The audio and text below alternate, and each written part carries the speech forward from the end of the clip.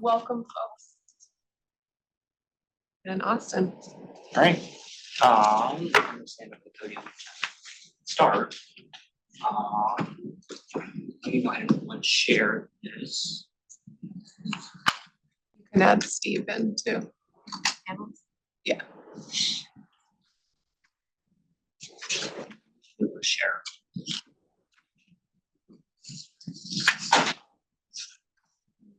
We are just sharing as a few more people join. And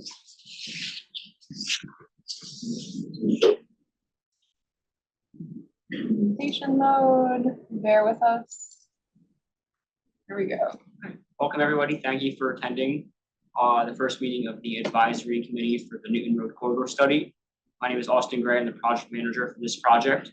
And I will turn it over to our consultant team to lead us in the rest of the introductions. Sounds good. And just before I move along, can everyone hear us okay? That's virtual. Jim, I assume you can hear us okay. Yeah, I got my hearing aids turned up. Okay. Yes, if you're happy, yes, I can hear you. loud and clear. Super. All right, well then we'll proceed. So just standard with DelDOT projects, there's an importance in sharing with you all and reminding us all that DelDOT works towards excellence in transportation, focusing on every trip, every mode, every dollar, everyone. And as part of that, come on in, safety is a top priority. A standard slide that we include is statistics year over year looking at change. And given that we are just in the beginning of the year, there's not a lot that you're seeing in terms of trends.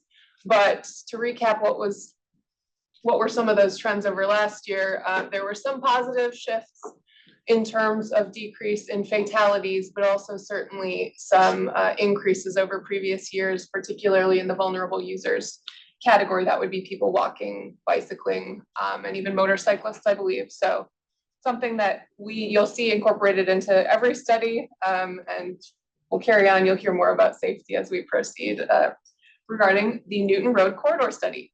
As far as our meeting tonight, this gives you a general sense of how we'll proceed through the discussion over the next roughly hour. We won't stick exactly to these timeframes.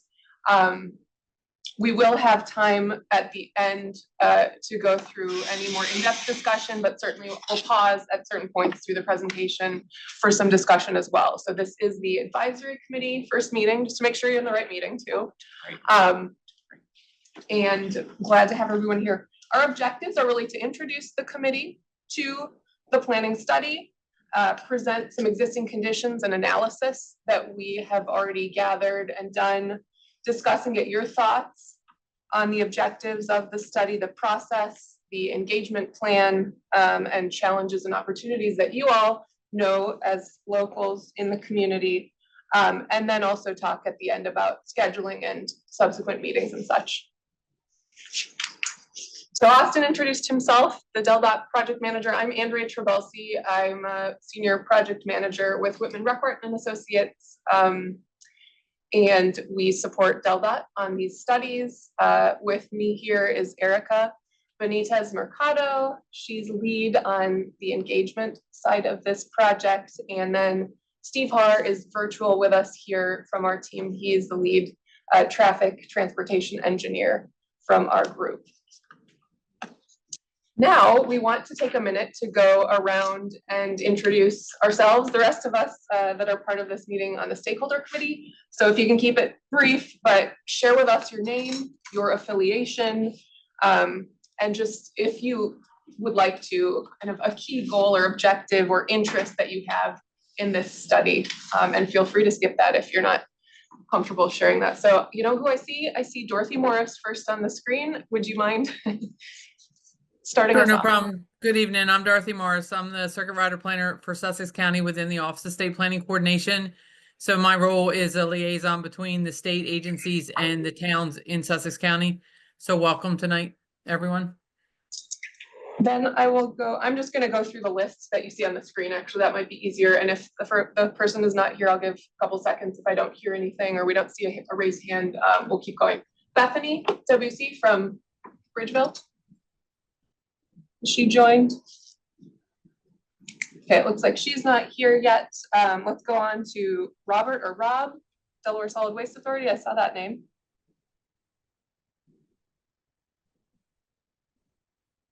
Different route. Different Rob, okay. Dexter. I'll look to my colleagues here. No, okay. Eric from Del Dot M&O, Bridgeville. No, I'll keep going. Kevin from Woodbridge School District. Kevin told me he would not be able to Okay. make it. So we have a few folks that we don't have in the room. We will be updating them, and as those who have joined us, we are recording this, so folks that are missing will get caught up. Greer Stengel, community resident.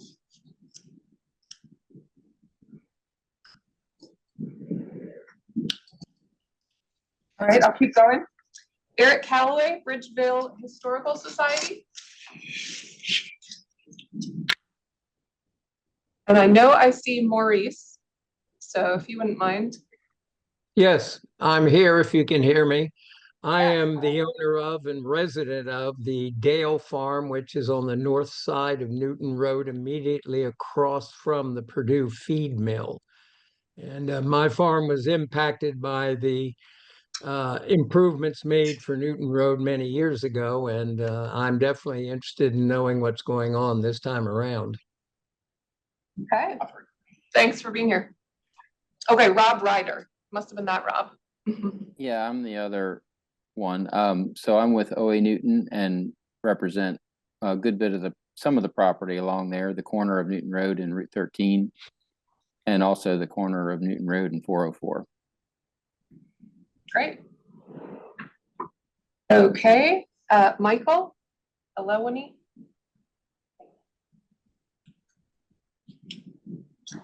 Scott Hefner, Mount Air. Yes. Hi, my name is Scott Hefner. I'm the Senior Director of Engineering with Mount Air, and we are landowners on Newton Road. So wanted to be part of this discussion. Okay, welcome, thanks. Jordan Wilmer, Purdue. Yes, Jordan Wilmer here. Can everybody hear me? Yes. Grain storage manager over at Purdue Agribusiness. We have a lot of truck traffic that comes down 404 Newton Road there. So decided to just add in on the discussion to see the changes and whereabouts. I know that I travel that road every day to and from work.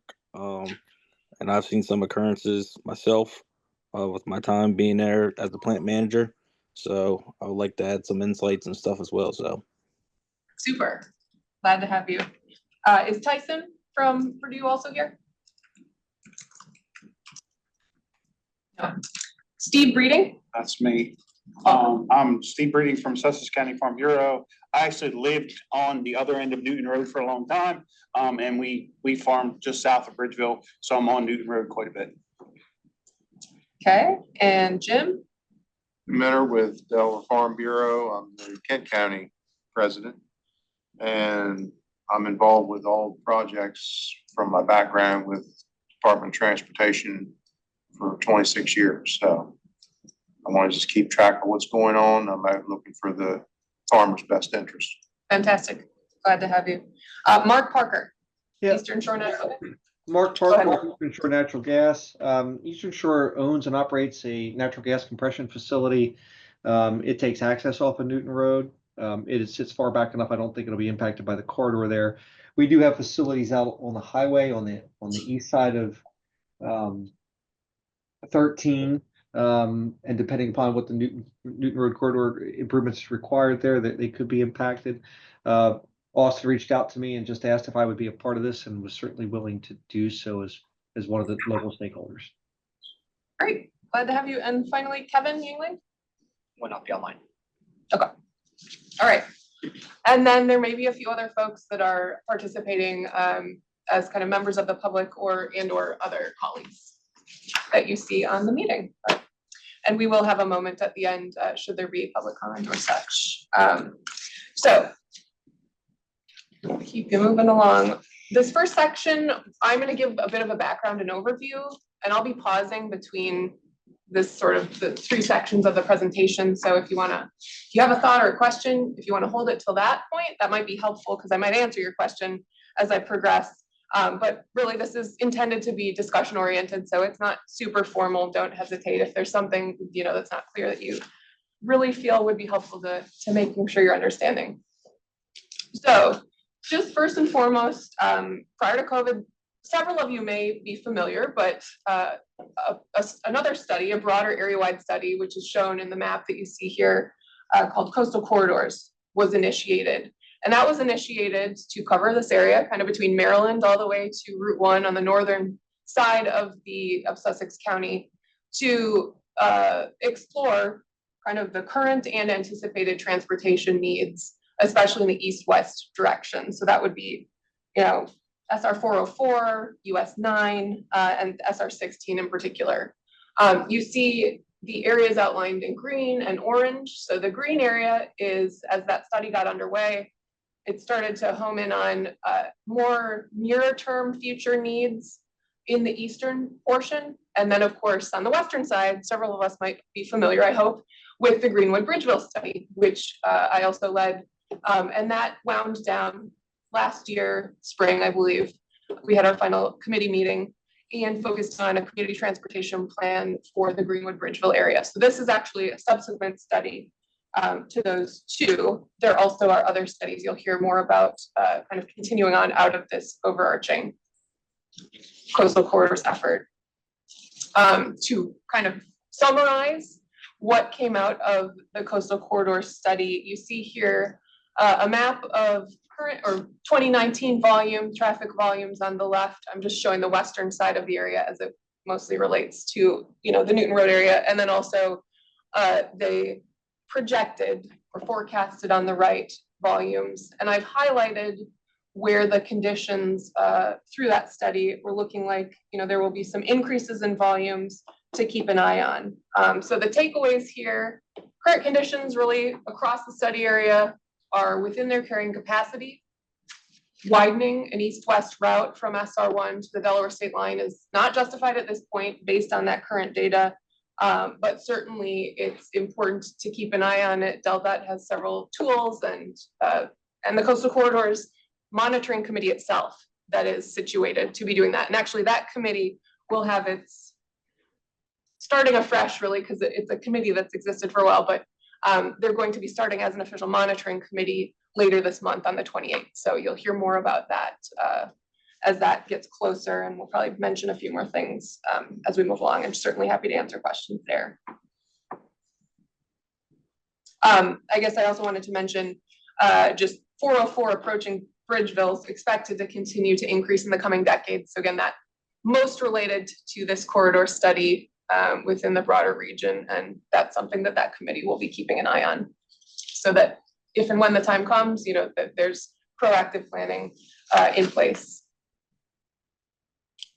So then out of that Greenwood Bridgeville transportation study, there were several goals, and I've had just a handful of selected ones listed here that seem to relate most to this Newton Road corridor study.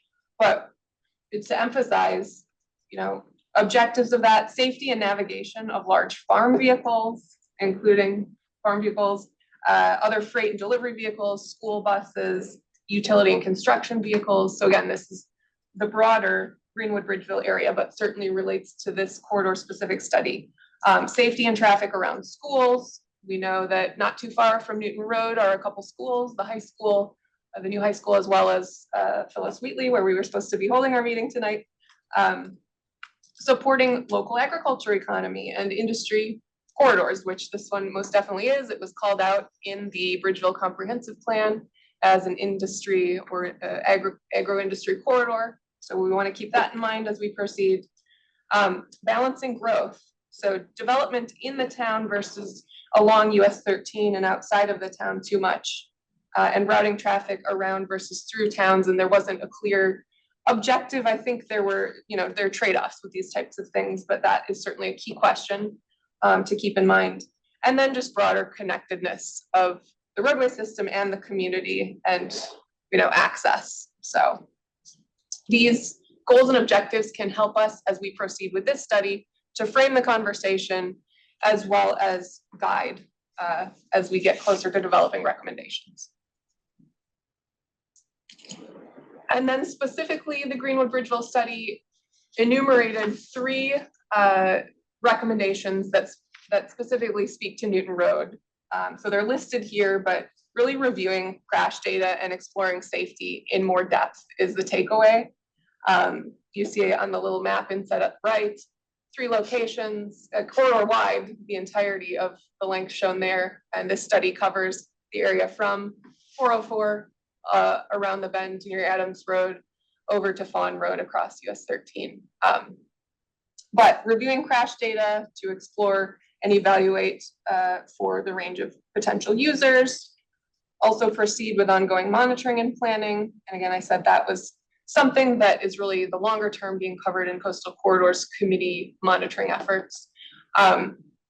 The Adams Dam Road intersection and that curve was something that came from the previous study. So you'll be hearing more about some additional safety evaluation that we've done. And then at US 13 itself, and I'll be presenting more on that in a moment. So what is our purpose with this corridor study? It's really to examine potential improvements to the corridor as I've described the study area.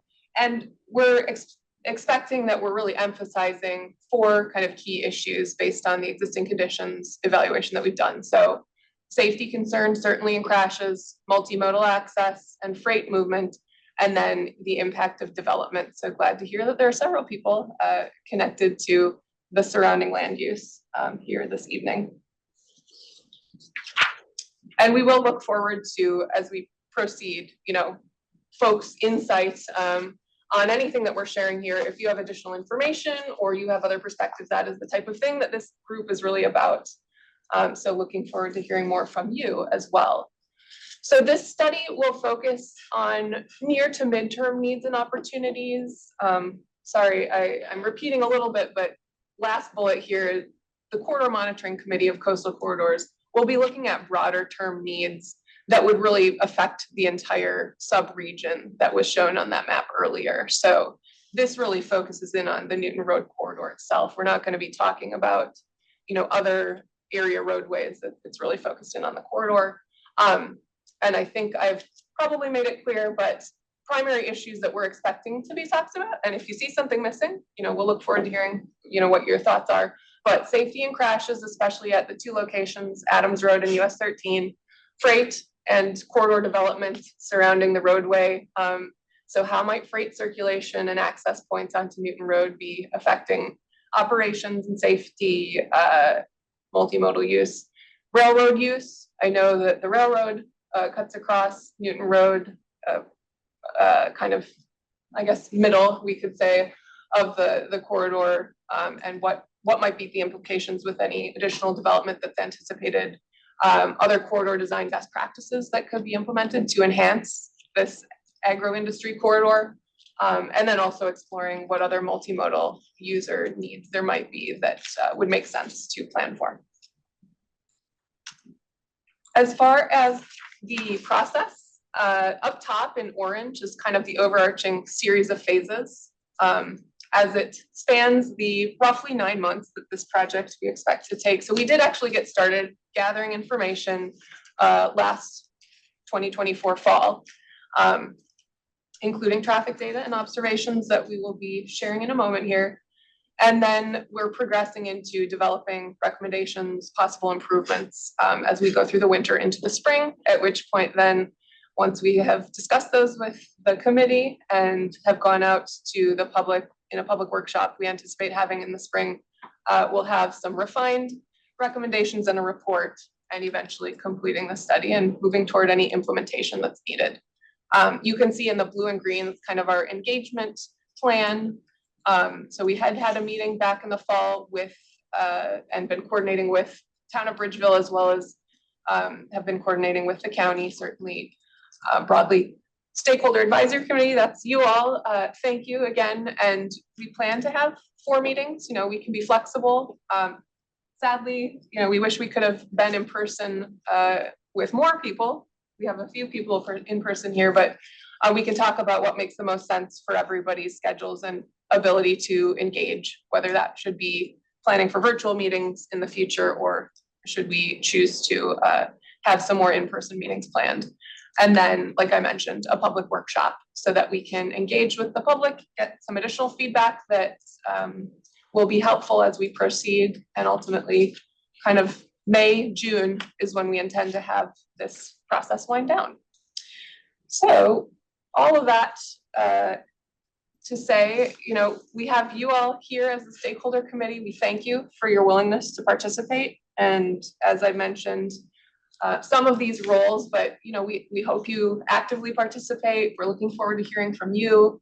We want your input on existing conditions, other concerns, perspectives that you can bring, whether it's from your experience or whether it's your view as to the organization or groups that you're affiliated with, and offer suggestions to DelDOT and the town itself. And then finally, as needed, be kind of the champions in building support and helping us connect with the community as needed through the process and moving forward. I don't think I need to say some of the ground rules, but we always want to say, just reminder, be respectful, and I don't anticipate that being a problem here. So I'm going to pause. Are there any questions up to this point? So check my watch. Anyone online with a raised hand? Okay.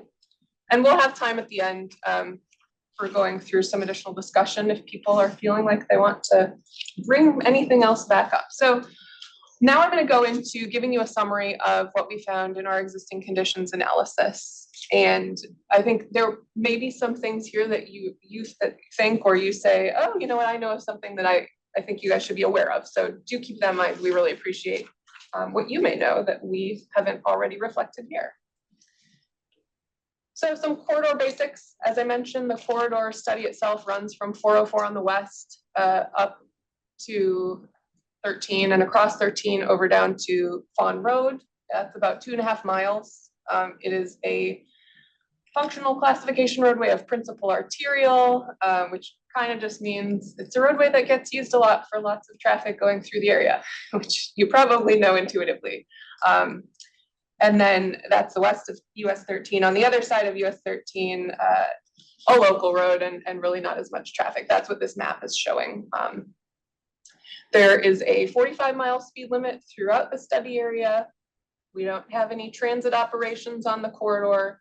Traffic lights at both the major intersections, 404 and then at 13, as you can see. And so that's kind of some of the basics. Oh, look at this. I wonder if it's just a transition that's not catching up here. There we go. Sometimes hidden slide transitions. In terms of traffic, so on average, the average daily traffic, or AADT as the term is used in the transportation industry, is around 7,600 vehicles total on the west side of US 13. There then, of course, one of the things that comes to mind is, okay, we're seeing more seasonal traffic. And so based on the data we have, which was based on 2019 short-term counts, that 7,600 or so increases by about 28% in the summer. So 14,000 roughly versus 10,000.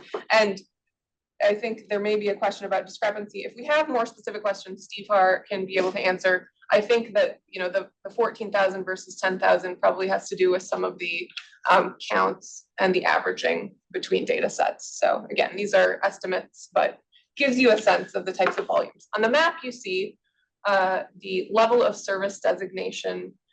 So it is a level of service C, which during peak period, PM period, which tends to be the highest volume period, which basically is just to say circulation, traffic progression through the corridor generally on average. It doesn't seem to be a problem.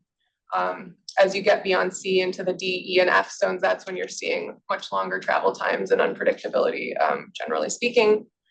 So operationally, it seems like it's working pretty well on average again. And then the 75, let's see, there we go. the 75% arrow and 25% arrow just kind of give you a sense of how many people from the west of the intersection at 404 continue on to Newton Road versus into town. So it's about a 25 to 75% split. Okay. Previously, even before the Greenwood Bridgeville study, there had been, so to kind of focus in on one of the areas of interest, Adams Road, there had been a curve study done by a consultant back in 2018. And that led to what you see on the visual top right, which is a series of recommendations for some signage to help just support people driving safely around the curve there and such. Then, you know, in response to the recommendations from the Greenwood Bridgeville study, we proceeded, our firm WRA proceeded looking at also at that intersection, kind of following up and looking at some curve safety. So looking at crash data and such. We basically found there really are no critical issues in that regard here. And so maybe, you know, enhanced signage for stopping could be something that we could recommend. But that's kind of basically what we found when looking at the area circled in red in the lower right graphic. So that's at the Adams Road intersection. Then now we're looking at a view of the 13 and Newton Road intersection. It's turned to the side just so we can fit it all on the screen at a large enough scale. So north is to your right. But we did some analysis and observations related to that concern around the intersection there. Especially what we had heard in the Greenwood Bridgeville study was vehicles traveling eastbound on Newton Road and then turning right. There was this concern of that merge area or weave area as it's called here on the map, circled in red. So looking at, you know, is that a valid kind of, are we seeing a series of crashes there that would suggest there's something that, you know, is going on that we can help alleviate? And here's the takeaways from that look. The intersection as a whole there had about 79 crashes total in the last 5 years, roughly. So in looking into that more closely, what rose to the surface as something, you know, that would inform our understanding of what's going on at this intersection, 33 rear end crashes on US 13, kind of approaching that intersection in the southbound direction. Most of those were basically, well, most or all were before crossing through the intersection. So that doesn't really seem associated with this weave area concern or the cars turning right from Newton onto US 13 southbound. Then there were 10 crashes during that time period in that area shown in red. 7 of those were side swipes, 2 were eastbound right rear ends, kind of coming right from Newton Road, and 1 was a roadway departure. And then in the chart on the bottom left, you see how that stacked across those 5 years. The chart kind of shows, you know, there's not a clear increasing trend, so that's good. And these don't really rise to the level that we would say, oh, this is, you know, an immediate concern.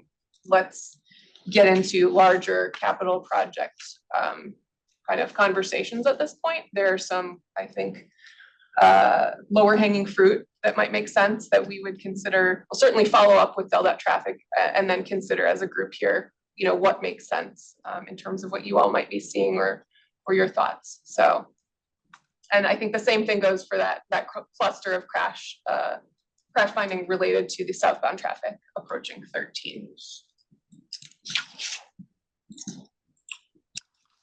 Then lots of great freight representation here and acknowledging that this is part of the freight system. On the right-hand side, you can see from the latest statewide freight plan where the multimodal freight network is in terms of, you know, we've got a railway coming through the corridor, and you can see that in the image shown here, looking eastward right there at the railroad.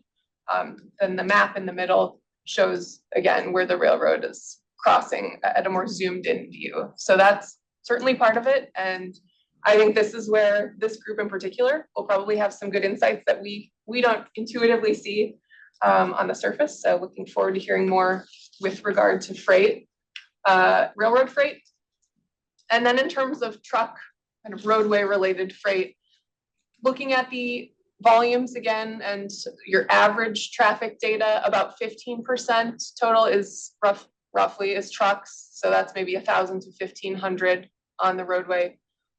Newton Road is not identified as part of the state's first final mile freight connector network. And that's a framework that is considered when making plans, because first final mile tends to be freight users that are kind of making that first or final mile connection from larger freight facilities. So you could think of, warehouses, et cetera.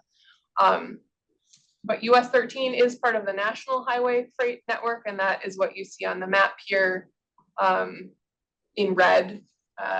And then you can see Newton Road is highlighted in green as a remaining NHS route. So again, these are hierarchies or frameworks, classifications that are used at the federal level that do have some influence on funding and policy, I believe.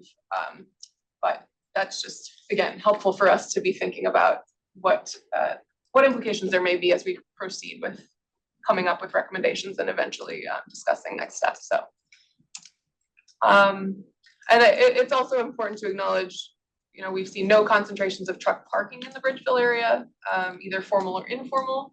There is some short-term parking. And finally, just as a point of reference, because it's important for consideration, especially in a corridor like this where there is so much agricultural and industrial activity, there's lots of important planning considerations. So that's what that middle graphic kind of checklist shows, is that those are the types of things that we may want to consider as we proceed through this planning process. What's adjacent, what facilities are adjacent that we should be thinking about as we come up with recommendations. How do trucks move in and out of this space? What constraints are there? How do trucks interrelate with surrounding users, modes, and so on. So, okay, moving on to pedestrian and bicycle modes. I think pretty intuitive here. This roadway is not currently got sidewalks, nor side paths, and really not even shoulders through most of the corridor. So for that reason, I wouldn't anticipate that there are many bicycles or pedestrians using it. I'm going to keep that in your minds, because when we talk about engaging stakeholders, folks may have other perspectives like, oh, hey, we have some employees that don't own a car and we rely on them to get here somehow, because there are plenty of folks that, have to rely on walking or bicycling and other modes that are not comfortable. So curious to hear what the thoughts are on that. And on the bottom right here, you just see the corridor outlined in green relative to where there is sidewalk network, so really in the town. And then as far as the bicycle network, the map on the left shows the official kind of state designated routes. Of course, that doesn't limit people to how they want to use the roadways. Roads can be used by bicycles generally as they want, except for those limited access highways. So again, just an important consideration is complete streets or multimodal users and potential needs there, especially given that safety for vulnerable users is an important concern. Okay, and then just as a sort of standard, give you an update as far as capital transportation projects that have been in this area going on. There really is just, we checked the projects map and there really isn't anything of note right in the immediate vicinity. What you see here is a bridge project that was recently gotten underway. And you can learn more about that on DelDOT's project portal.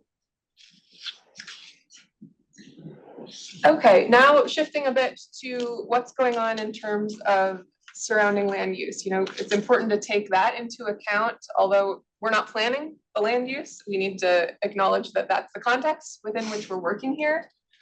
This map shows from the most recent Town of Bridgeville comprehensive plan what their future land use plan is. You see the arrow pointing to where Newton Road is, and surrounding that is basically a purple designation, which is agricultural or industrial use. And then on the right end of the corridor, so the eastern side of 13, that's more of a commercial designation. The Bridgeville boundaries themselves don't go that far today, but their planned growth area is what's represented in this map. So the coloration beyond the existing town of Bridgeville boundaries is what they have in their official plan as of today. With the exception, and I don't know if Bethany is here, I do know that their comp plan had been under update, and so there may be some updates that are relevant as we continue the conversation. And just building on that a little bit more, this map is zoomed further out, so it's a little less it's a broader area that you're seeing. Newton Road is just to the right of that blue arrow. But this also shows the planned growth boundaries relative to the existing town boundaries today. And apologies if it's a little hard to see. Then it's overlaid over the state strategies for policies and spending. That's what those colored red through yellow polygons represent. And basically that's a framework that the state uses that helps guide and coordinate growth and investment statewide. You can learn a lot more about that on the Office of State Planning's website. They have a great video series. So I would encourage you to look at that if you're interested in more depth, and Dorothy, I'm sure, could answer some questions too later. But basically that framework removes the lands that are shown in gray, which are considered out of play and essentially not developable. It identifies the lands across these 4 categories. So 1 being essentially areas that are most developed, or I'll say urbanized, even though that's a relative term. 2 being the less developed, but with still probably within a municipality or nearby, and with infrastructure planned or in development. And then 3 being areas that could accommodate future growth and need as needed, but is not an area that is projected to be needed in the immediate future. So, and then 4th is really more that rural designation. And as a side note, this state strategies for policies and spending is going under update this spring. So that's something that we can keep you apprised of in general. And there are other opportunities to learn about that through the Office of State Planning and the Cabinet Committee. But anyway, the state strategies are coordinated with the local community. So both county and Bridgeville's comprehensive plans have a role to play here. And it has basically some similarities with the previous slide. But just big takeaway, I guess, is you can see Newton Road is kind of on the periphery of the more 1s and 2s, the more urbanized and developed. And just to the west, on the western end of the corridor, is really that rural and not so much developed area. So land use context as we continue. Okay, and then drilling down one more level here is some sites that I'm sure folks on this call are familiar with. And again, we'll look forward to hearing any insights you have to share, but just highlighting in the map, the colored parcels were drawn from the Office of State Planning's preliminary land use service mapping. And that is a process they offer whereby the state reviews proposed development of a certain size and can offer feedback as to thoughts on, best practices and so forth, and needs to achieve, a desired plan and coordinated planning going forward. So I'll just mention the Del Dot maintenance yard was on that list from past years. I don't believe there's anything active happening there, but that just showed up. So that's why that's listed. The other 3 have had some movement going on. You've heard, I'll just go in reverse order. You've heard about the Eastern Shore Natural Gas. So I don't think I need to explain more about that.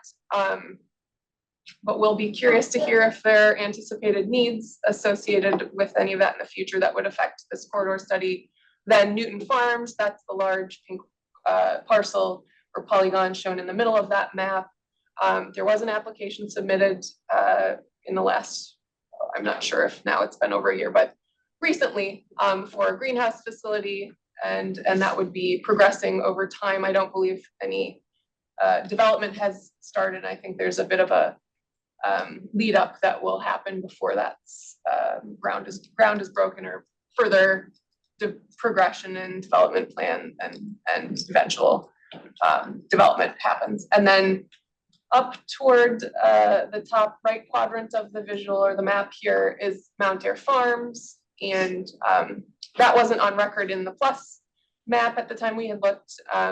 But, you know, I think we'll anticipate hearing some more perhaps about this potential for more feed mill activity and so on. So these are things we will want to keep in mind as we continue through the planning process. Oops. And winding down here, so I am going to ask folks to chime in because I think I need to pause my talking for a bit. A few more slides here, just sort of as we do these corridor studies, there's some standard things we look at to be sure that we've covered our bases and are prepared in understanding what's going on surrounding the corridor. This map looks at some of the natural environment and outdoor recreation areas. The big takeaway is there's not really a lot directly adjacent to the corridor that would be potentially affected by any recommendation. So the one thing though, that line that you see, and this may be a news to some people because I know in the Greenwood Bridgeville study, not everybody knew. This is called the American Discovery Trail. It's kind of an adventure trekking trail that goes across the entire continent from, I think it officially starts in Lewis and goes all the way to, I don't know where it ends on the west coast, but maybe Oregon or Washington. So I don't know how much use it gets. This is something that's kind of a loose designation that you can find online, but I don't know that it even has any acknowledgement really on the roadways or anything. Something you know, that might be of interest. I know that for folks interested in tourism, you know, it kind of attracts that interest. Then we looked at wetlands, water bodies, and so forth, sort of water-related resources. This map shows wetlands, some riverine crossings, and ponds, which you can see with us here in this map zoomed in on Newton Road, but really nothing major that would affect planning as we proceed. And certainly this just helps us if there are recommendations that come out of this that we are aware of what could potentially be affected and we're preparing accordingly. So finally, well, flood zones and sort of a similar story, just on the eastern periphery of our corridor is a 100-year flood area. I don't believe it actually crosses the roadway, so it's adjacent. And again, just something to keep in mind. And lastly here, historic properties. So several that appear eligible based on age along the corridor, and you can see several of them clustered on the western side, but nothing that has an official designation. So, and I guess I think I said that wrong. Several that are historic along the study area, not on the National Register, nor deemed eligible for the historic register, but age of properties here is what you're seeing, why you're seeing properties, historic properties showed up. So with that, a recap, and then please think of your comments and questions reflecting on anything that you've heard, or maybe we didn't say something that you think, oh, you know, I'm surprised you didn't say that. Again, you know, based on what you just saw, what we shared, we're really seeing that safety issue being one that merits some continual look and discussion. Obviously, the freight and corridor development as it relates to this idea of agro-industry corridor and how different users and modes would interact there on the corridor. And really, I think that's kind of the conclusion. I guess as far as modes go, I think it will be helpful for us to understand what people's perspective is on those other users. So not motor vehicles, but walking, bicyclists. Again, keeping in mind there's a couple of schools not far from here. Is that kind of a need that folks have been seeing or feel there's a demand for? So I'm pausing. Who has questions, comments? Let's do a time check. We got about 10 minutes, so I should probably speed up a little. Newton Road, I thought it had shoulders on it. It does on the eastern end. Past the railroad tracks, it does. Right. That's one thing there that needs to be done, is full width shoulders. So we can move equipment down there and not be encroaching in the other lanes. Mhm. We have full width shoulders, 10-foot shoulders. you can get the equipment far enough over so that you're staying in your lane of travel. So if you're going eastbound, everything will be shoulder and eastbound. Same with westbound. Okay. Did folks hear that online? Yes. Yes, I heard him. There's plenty of property there for it. I mean, when they put that road in, they built that road, acquired pretty wide right away in here. Okay. Thank you. There's, Jordan's got a hand raised. go ahead, George. I would say some type of flashing yellow light or indicator like in front of Adams Road, like leaving the Purdue plant in Lake Helena. Normally times in the evenings and summer traffic, it is hard to get out in traffic, but what I've known that coming from like Woodbridge High School, a lot of the traffic once you're on Newton Road there, a lot of traffic is not paying attention because it's so much traffic on that road that you tend to pull out in front of people a lot as well too. So a flashing light or something, some indicator, just be cautious and be aware would be great. Thank you. One of the things, this is Scott Hefner at Mount Air Farms. One of the things you didn't mention, maybe because we haven't submitted it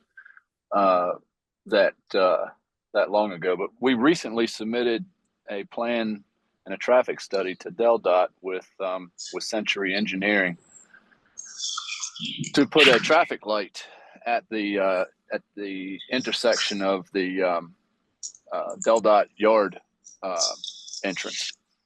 That entrance we intend to develop into our entrance to our new feed mill, the new Mount Air feed mill.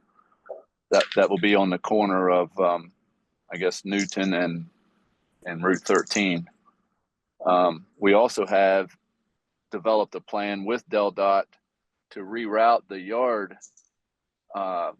from their current site directly onto Route 1 or Route 13 on the north end of our site. So if you look at our map and you look at the north border of the Mount Air Farm site, we plan to develop a new road that'll access the DelDOT yard, connect it to Route 13, and then the existing DelDOT yard, we would use that entrance for our new feed mill.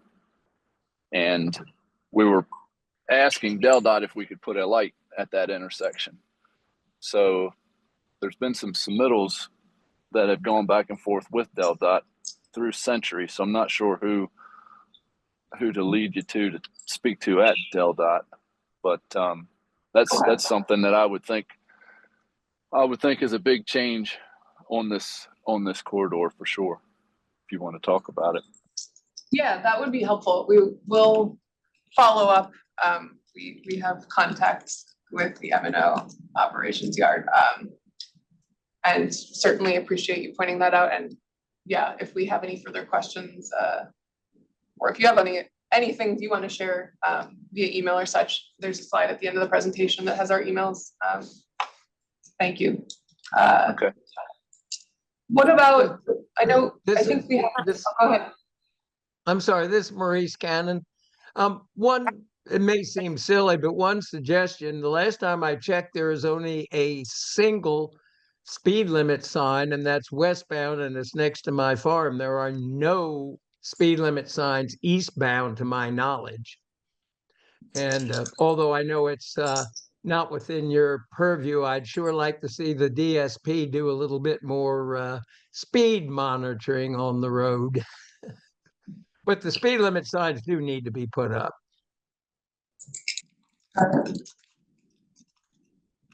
Thank you. Any other thoughts, insights related to railroad or development that leverages the railroad? What's his name? What Scott was saying about the light next to DelDOT. I was just curious, just thinking about it. would it interfere with the railroad if the rail was coming through with that light being so close? Be tied together. Yeah, it would certainly have to be connected or tied together, like the gentleman just said. But yes, that is certainly a consideration, and we will be planning to bring rail into the new feed mill site. Keep in mind, it would be coming from the north and leaving towards the north. But to your point, yes, it still would obviously have to continue across to hit the Purdue feed mill. If for some reason you change the approach to the railroad, keep in mind, farm equipment that goes across that railroad. I know Brenny Adams, that lost a corn head a long time ago, bouncing across that railroad tracks because it was, part of it was their fault, part of it was probably the road's fault. But to keep the approach angle at the right angle, that doesn't screw stuff up. Okay. Which angle for farm vehicles crossing? I mean, it's fairly flat there, but we changed it. All right. I got a question for Yeah. Scott. Scott, you're talking Yes. about moving the Del Dot entrance down to the north side of that farm. Come out on 13. Yes. Why not take and share the entrance and both of you have access from 13? Well, certainly we've talked about that. One of the requests was that Del Dot wanted to have exclusive use of that access. And There's no reason I can't negotiate that. but that certainly was talked about. If we're building a bypass route, because I'm looking at this from the Del Dot side, and that's my background. You're going to build a bypass. You're basically building a nice, clean bypass route.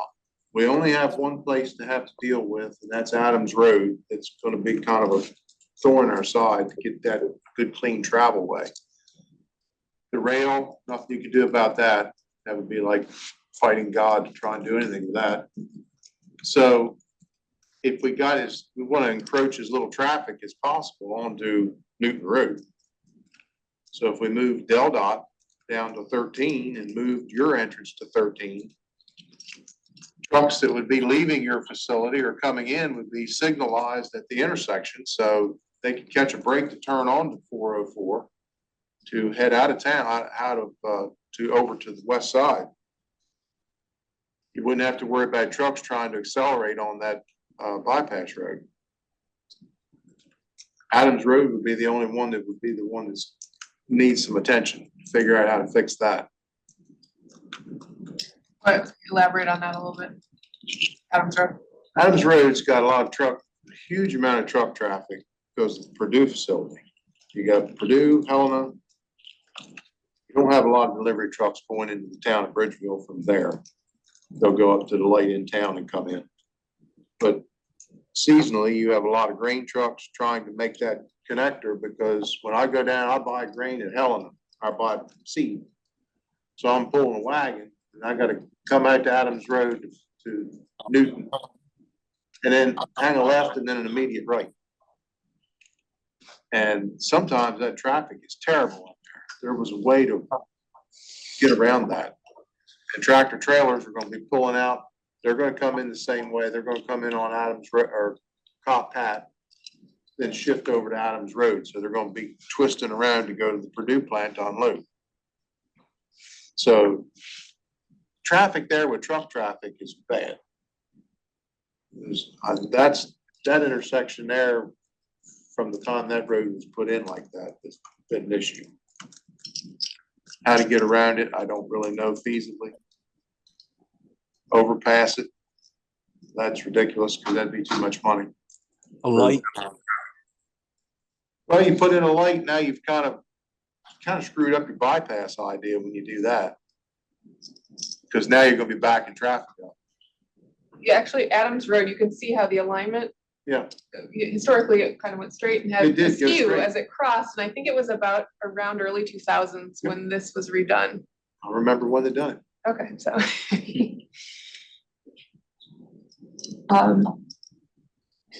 Yeah, we certainly would entertain, talking with DelDOT and looking at those ideas. Like I said, the design up till now has been the way I described it because that's the way DelDOT, instructed us to do it. But certainly we are open to suggestions. But we are in the middle of designing this thing, and the engineering for the site work is pretty close to being completed. As a matter of fact, the land swap agreement with DelDOT for that road that I described is almost completed as well. So that design is pretty far along already. Okay, well, we will pursue that and make sure, we can bring that up in subsequent conversations here, because that does sound consequential to any recommendations that come out of our effort. We can revisit. I'm gonna keeping an eye on the time. It is 5:30. I know we started a few minutes, maybe 5 minutes after 4:30. So if folks can stick around, that would be great. We will. I don't have a whole lot more here, but we'll at least get to the end. And then if folks want to stick around longer, we certainly can continue the conversation. So if I haven't missed any other hands raised, I'll just catch us back up to the slide where we left off. So we already kind of covered the existing conditions discussion, and glad folks started chiming in. Certainly don't hesitate to add more. We'll touch base with the town to check in with them on their comprehensive planning efforts and so on as we proceed. And again, our contact info is listed at the end of this presentation, which I believe Austin emailed, and it will be online as well. So if folks have thoughts after this, don't hesitate to reach out.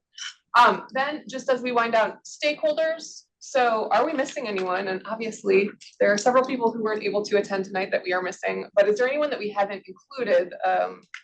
Like I brought up earlier, are there folks that are employed in some of these operations that maybe have a different experience? Again, folks who maybe don't drive, but have to rely on walking or other types of modes. So your thoughts on that here, and also process, if anyone has any thoughts on, timing, if it's like, hey, it would be really helpful to try to get this series of meetings done before spring planting. We're all happy to entertain within reason. We can't probably compress to, get it done within a few months, but we can think about how to best schedule around that as well. So do let us know if there are any, and also if there are just specific activities going on. We're thinking about the public workshop happening probably March, so maybe like late March, early April.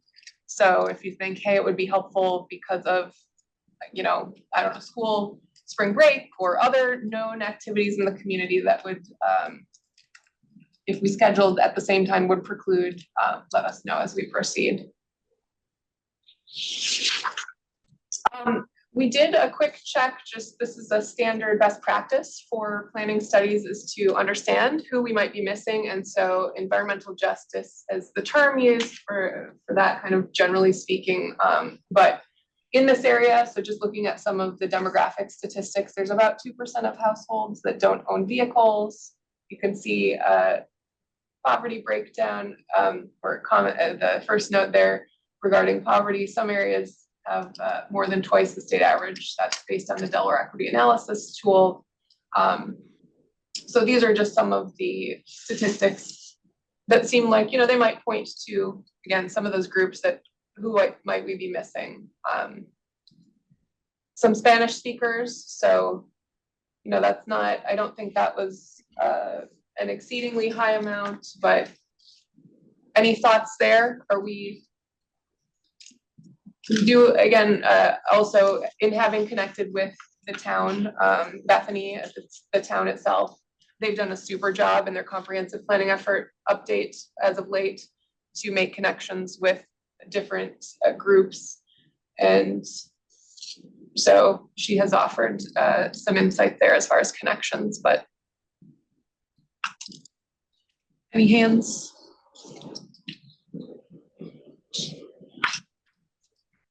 Okay. So this is really the last point then. first off, so our team, the project team, will continue analysis, follow up on some of the comments that were made here today, and then we're going to begin developing some recommendations.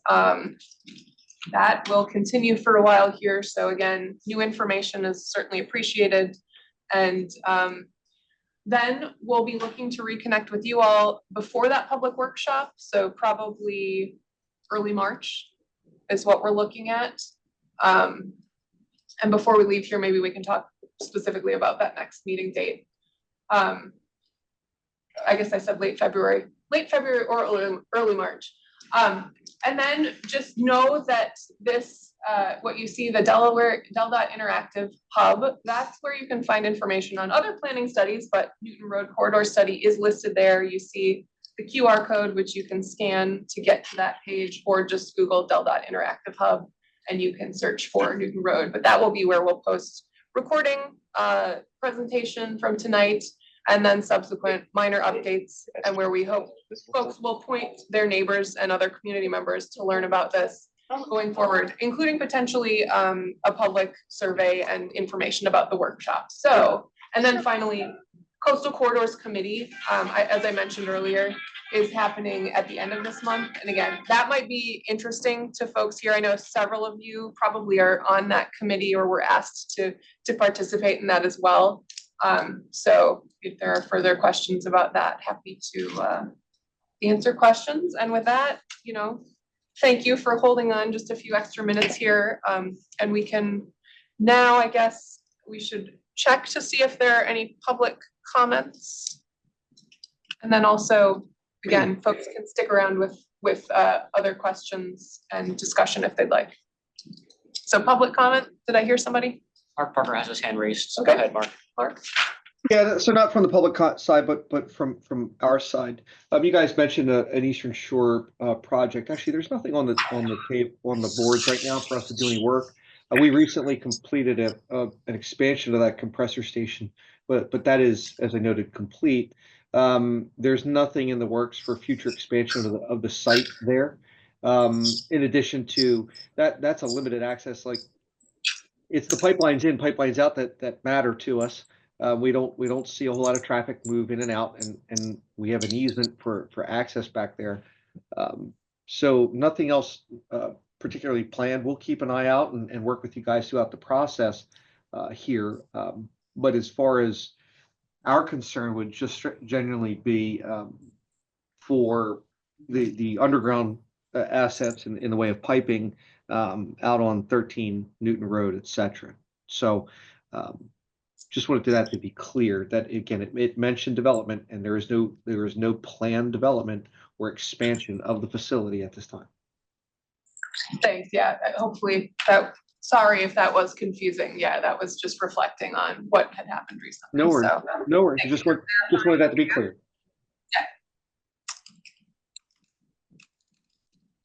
Any members of the public? Any comments? You too. That's okay.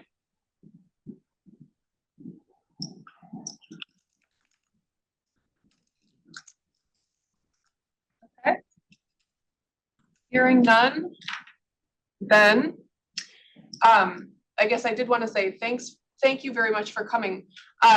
Let's just get a quick kind of comment on if we are to set up these next meetings, and I've heard before, like, it's helpful to have them at a set time and date. What's kind of a good time for people? Was this an ideal time of day? We certainly can entertain other times of day for this committee to meet if there's a preferred alternate, and if there are any other comments on timeframes and scheduling next meeting. So again, like late February, maybe early March is what we're talking for the next one, and then maybe 2 more after that. We can go month by month too, so. Any online folks? I'm flexible to it. Flexibility? That's why I'm We'll flexible. reach out Hey. again and we'll make sure whatever Yeah. works for the majority of people. So Super. Sure. You guys are easy.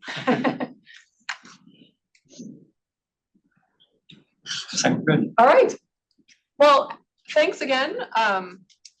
appreciate everybody's flexibility as we navigate weather and all of that. And again, other suggestions, thoughts that come up or questions, don't hesitate to reach out, link up to the page on the web. And you'll hear from us again in the coming weeks.